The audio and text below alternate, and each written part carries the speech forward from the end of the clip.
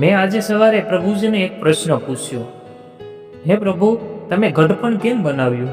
જો આપે ઈચ્છ્યું હોત તો માણસને યુવાન જ રાખી શકાત. આપ તો સર્વશક્તિમાન છો, તો પછી આ દુર્બળતાનું દાન કેમ આપ્યું? પ્રભુજી હળવેથી હસીને બોલ્યા, સાંભળ ભગત, તું માને છે ને કે આ સૃષ્ટિ મોહમય છે?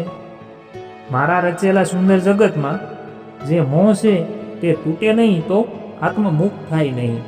અને પછી તેઓએ મને સમજાવ્યું, ઘડપણમાં હું આંખોની રોશની ઓછી કરી દઉં છું, જેથી તને દેખાતા આ રંગીન વિશ્વનો મોહ ધીમે ધીમે છૂટે.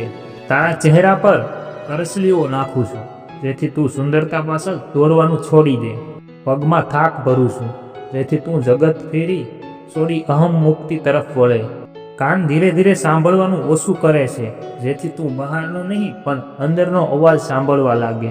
હા ભગત, ઘડપણ એ મોહ તોડવાનો માર્ગ છે. જેમ વૃક્ષ પાંદડા છોડે ને શાંત થાય, તેમ આત્મા શરીરનો મોહ ત્યાગે. અને તું જ વિચાર, જો ઘડપણ ના આવે તો શું કોઈ મરવું પસંદ કરશે?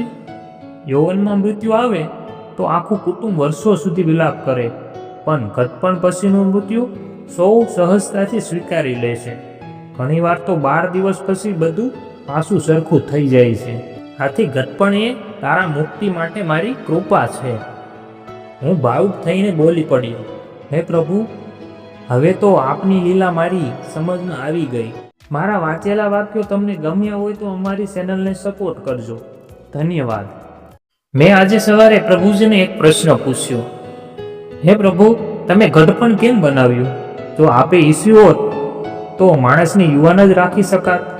આપ તો સર્વશક્તિમાન છો, તો પછી આ દુર્બળતાનું દાન કેમ આપ્યું?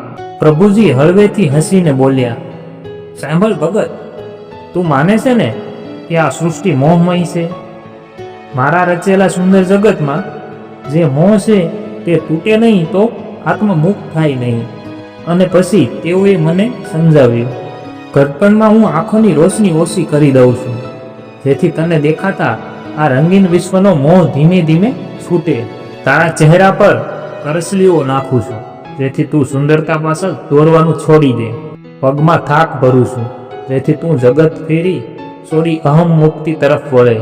કાન ધીરે ધીરે સાંભળવાનું ઓછું કરે છે, જેથી તું બહારનો નહીં પણ અંદરનો અવાજ સાંભળવા લાગે.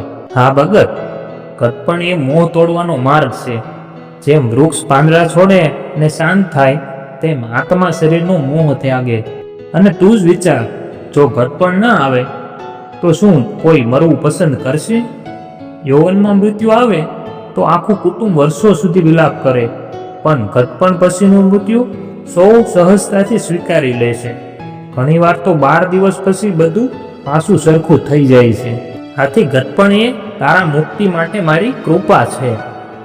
હું ભાવુક થઈને બોલી પડ્યો, હે પ્રભુ, હવે તો આપની લીલા મારી સમજમાં આવી ગઈ.